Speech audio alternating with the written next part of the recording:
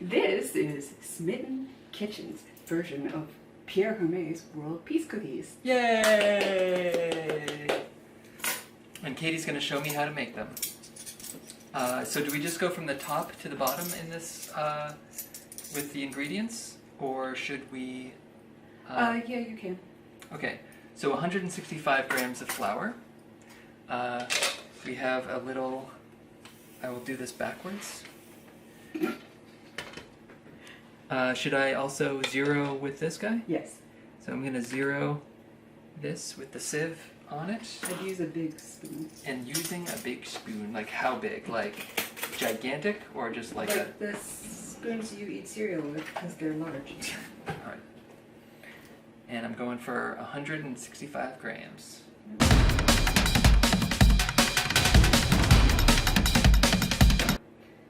157. Boom. 165. 157. 165. Oh, 165.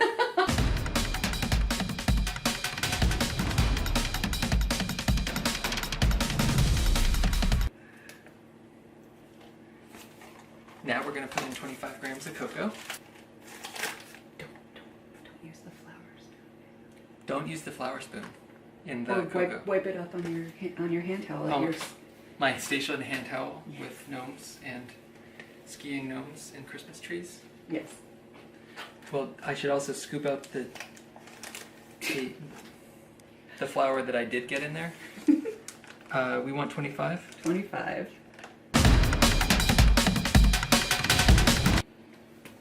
All right, 25 cocoa powder. 1/2 tablespoon of baking soda. I don't think it's a tablespoon. Teaspoon.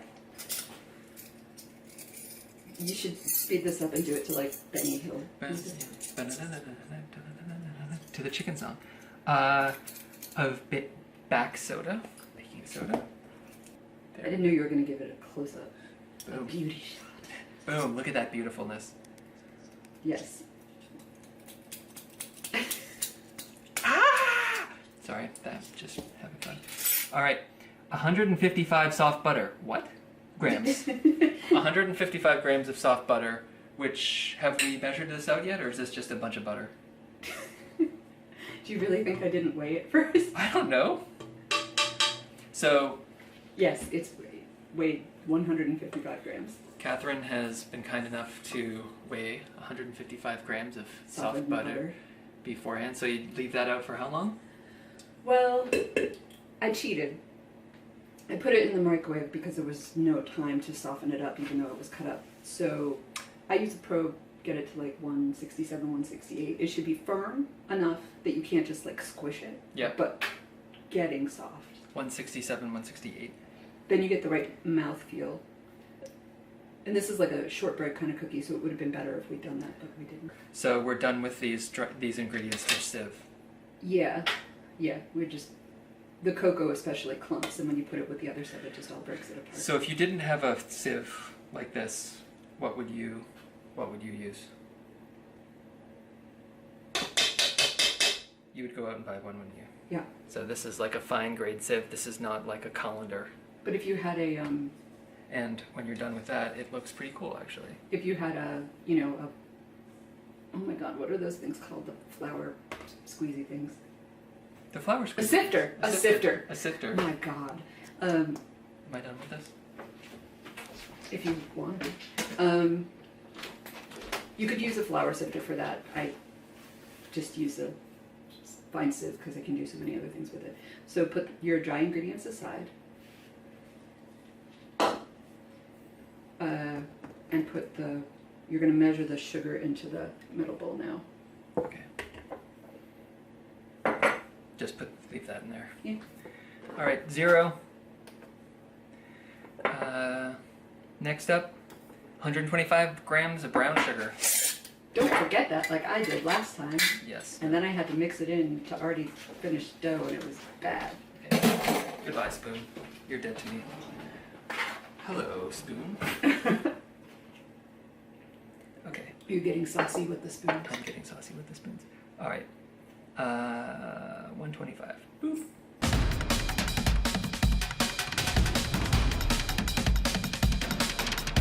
5,000 grams of white sugar. 50.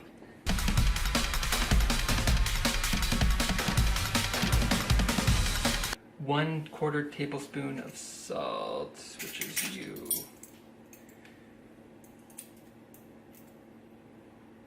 Teaspoon. 1/4 teaspoon of salt, right? Boom. Perfect.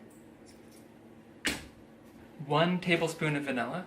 We don't have any vanilla because of the coronavirus. Yes, because we ran out. So this is 1 tablespoon of vanilla. Mmm, delicious vanilla. That looked like 80 tablespoons of vanilla.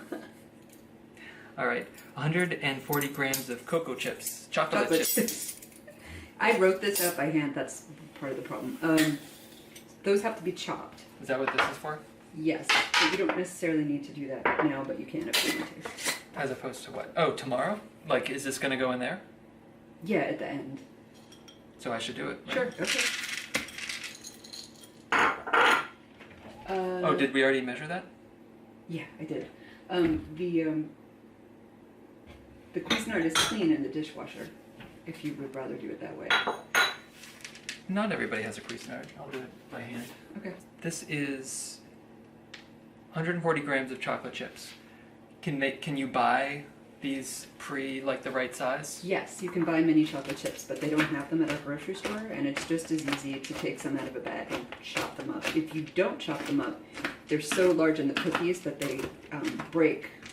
After you roll them into logs and chill them, you have to slice them into discs. Mm-hmm. And with full chocolate chips in there, it's a nightmare. Okay.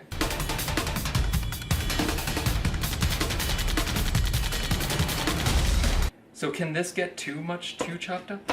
Well, eventually it'll be a powder. I mean, as long as they're all a bit broken up. If you've got ones that are kind of whole, I'd like go for those.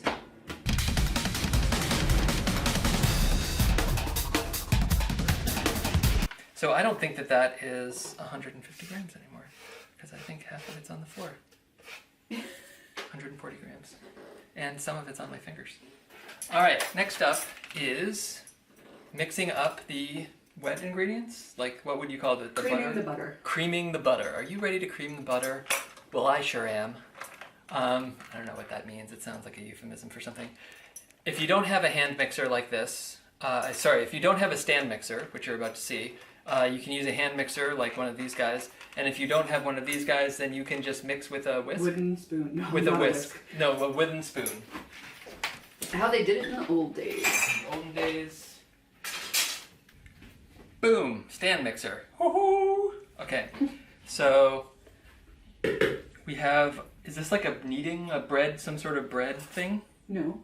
Okay, what is this? It's a paddle mixer, and it has silicone edges. And butter edges for now.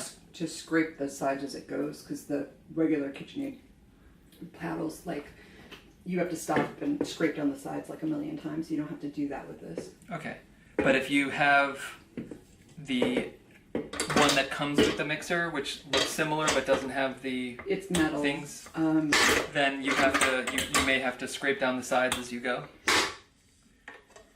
Is that what you're saying? Yeah. But you don't want to. Right now with the butter and sugar, you can let it go for a while. You really want to, as you beat it, the sugar cuts air into the butter, and that's what you want. But once you put in the flour, you want to mix it as little as possible. So. Okay. So what's the idea here? What we have in here is the butter and the brown sugar and the white sugar, and the fake vanilla. The fake vanilla. I mean, it's not the fake. Salt. It's imaginary. And am I going to mix in the chocolate chips? No. Those go in last. Those go in last. Do not mix in the chocolate chips yet. All right. So there seem to be numbers on the side of this machine. Have you ever used this? I've never used this before. Oh my gosh. This was a Father's Day present to me from my father, so I've had it longer than you. That's true. No, I think I was around when you got this. I think. Yeah. Anyway, it doesn't matter. What are the numbers indicate? And is this the only? Oh, that's the on-off button. All right. So 10 is the highest. Should we try that? No. Well, I mean, sure. For a second, go ahead. Oh, mama. Oh, yeah. You wouldn't want to do that if there was flour in there because it would just like poof in your sinuses. Nice. So start it on 2.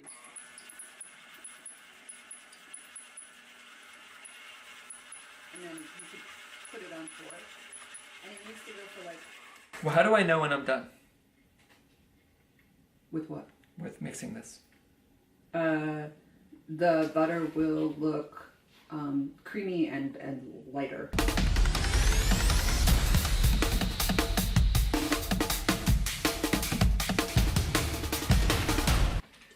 According to Katie, this is creamy. You can kind of tell by what's like going on the sides.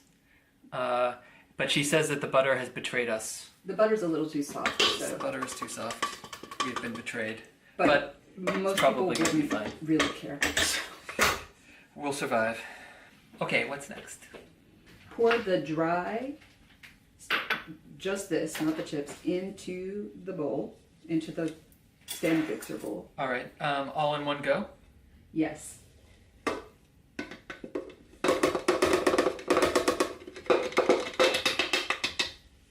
All right. All right. Now get a clean tea towel. So you want to be a little bit careful because it's real easy to get the tea towel like wrapped up in something. Clean tea towel, Take number 2. Okay, so raise the bowl. Raise the bowl. Bowl raised. Okay. You're going to drape that on top of the mixer so that more towards you. More towards you. You want it to really hang over the sides of the bowl. Okay. I'm going to hold this up here like this. Yep. Not like that, No. but closer towards me. And hold this over here, but careful not to get it into the, not to get it caught in the contraption. And I'm just going to pulse it on to stir, like that. Ooh, that's not pulsing. Ooh, Yeah. hello.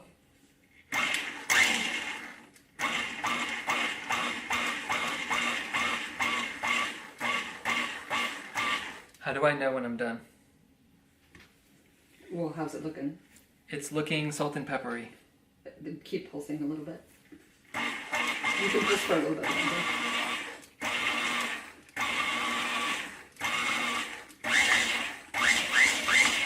Okay, take a look. Take a look. I'm having too much fun. Okay, now it's looking like chocolate. Okay, because you don't want to overbeat it. The flour starts to develop gluten and it's not good. All right. When it's no longer like black and white, but like all brown. When it starts looking like when it's incorporated. So you've got your corporation's papers going, and You're ready to start your S-Corp? yeah. So now we're ready to start putting the chocolate chips. Dump them all in. Dump them all in. Dump them all in. Boom. So the recipes always say to do this by hand because they don't want people to overmix the batter, but I just do it carefully. And just little pulses. Like,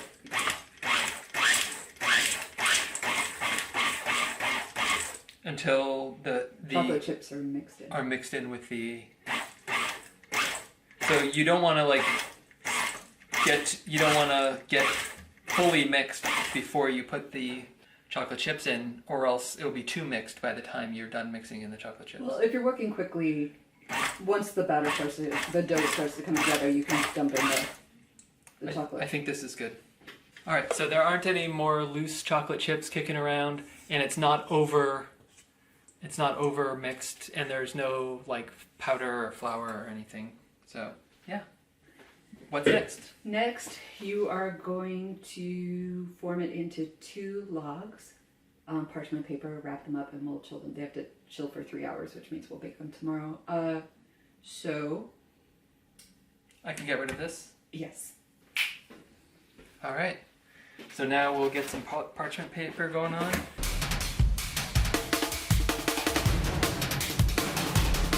Okay, you need to divide the dough in half and put 1 on each.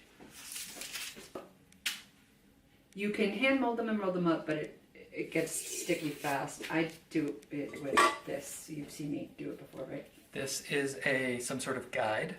It's for rolling out dough. Okay, so form like a very rough log. In this direction. Or this direction. This direction.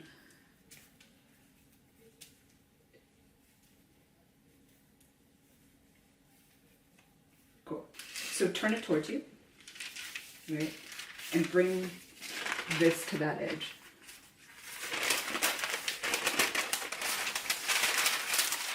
You see what I mean? Yes.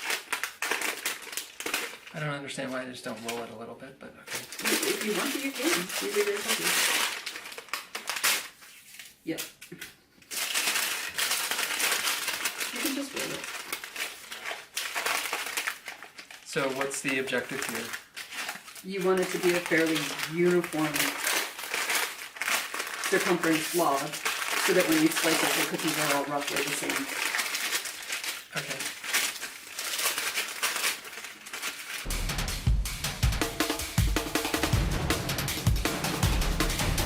So is that normal? Well, it's just where the edge got stuck in. It's fine. You can flatten it out.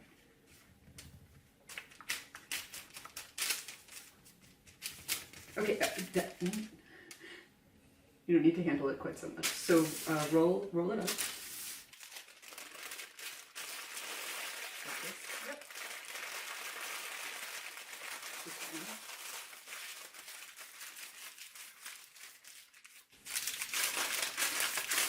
Okay. It's like a party popper, like from England. Is that what those are called? Crackers. Crackers. You want to pull? No. Okay. And then put it in the refrigerator for at least 3 hours to chill before you slice them and bake them. Yeah, the recipe says to make the logs like 1.5 inches to 2 inches. Those are a little bit on the larger side, but it doesn't matter. Okay. Anything else? Chill for 3 hours. Chill for 3 hours. See you back tomorrow. Or whatever. La-di-da. Well, la-di-da. All right, it's been 3 hours or more. Or more. Or more. It's been 24 hours. We're back. So next up is Line the cookie sheet with parchment.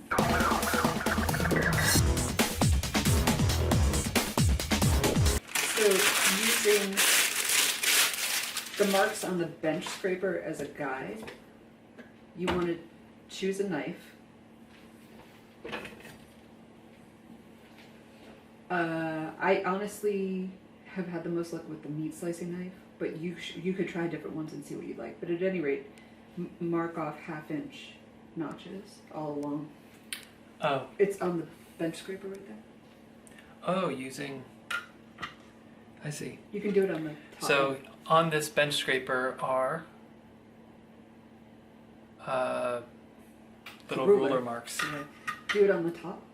So should I do what on the top? Lay the edge of the bench scraper towards, it'd be easier facing you. Okay.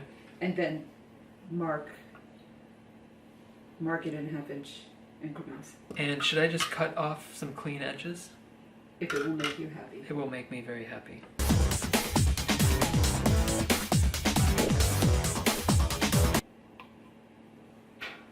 I advocate just trying the meat slicing knife once, just to see. Yeah, no, I think you're right. You did say choose your own knife. That's the serrated bread knife. But you can try that too. This one? Yep. It is a meat slicing knife, but I found it works well for this. And then just cut.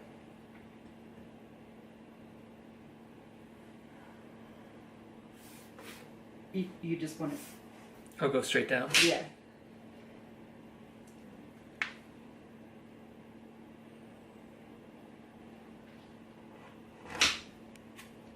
I find it just goes right through the chips where the other knife starts catching on them and breaking things. So I'm just kind of curious if that's the technique. So, Just oh yeah, this one is not as good. yeah. Because it's thicker, that's why. Yep. So what you want is a thin knife, right? Like as thin of a knife as possible, maybe? Yeah, I mean, a thin knife is good. A sharp knife is good. I'm just kind of curious. Yeah, so this knife also works, and it's pretty thin. And you don't want to saw, I don't think. No. Yeah, it's just twice as hard. It's like 3 times as hard. Yeah, it's just like that. Okay, that worked, but it was harder. This one is definitely better. So we preheated our oven to 325. 340, Yes, our oven runs cold. and we know that because Katie has tested it in the past. If you want us to show you how to test your oven, then let me know, and we'll make a video about that. But in any case, we set our oven to 340 because we really needed it 325. How far apart should they be spaced? At least an inch, inch and a half. At least an inch, inch and a half.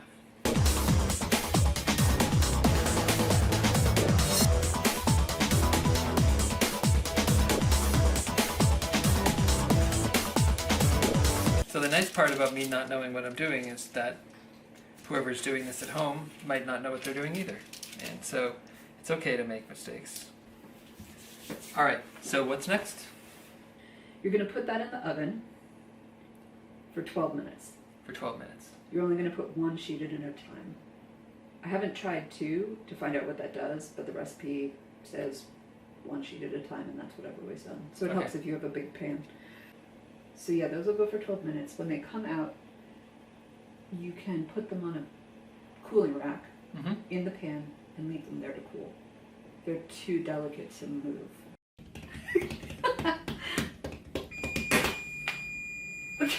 Your elbows pop. Yeah. Ooh.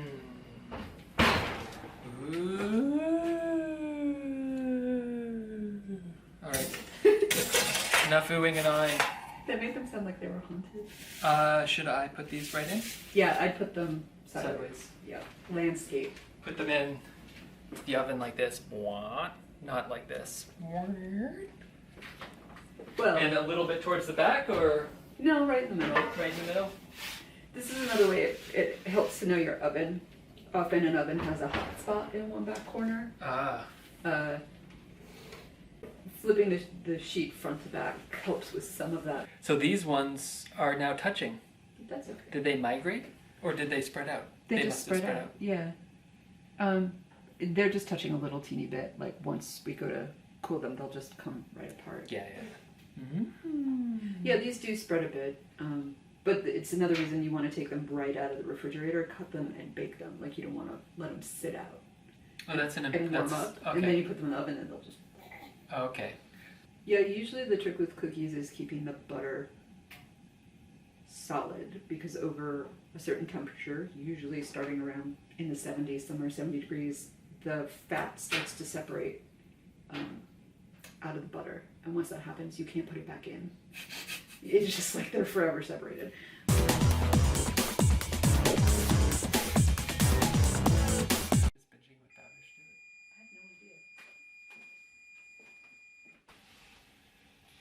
So I can turn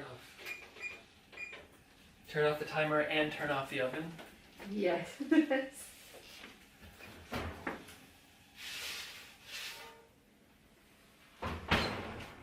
Oh.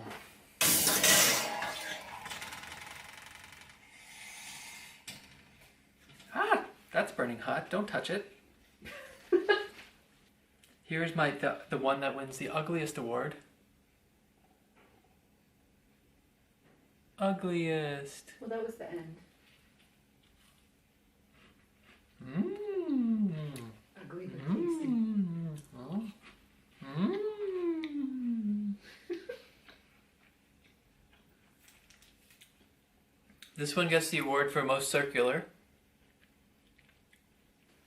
Katie would like to say goodbye with her jazz hands, or spirit fingers. That was jazz hands. Those were jazz hands.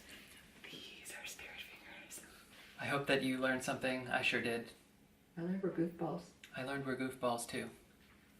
Bye! Oh, pick it up.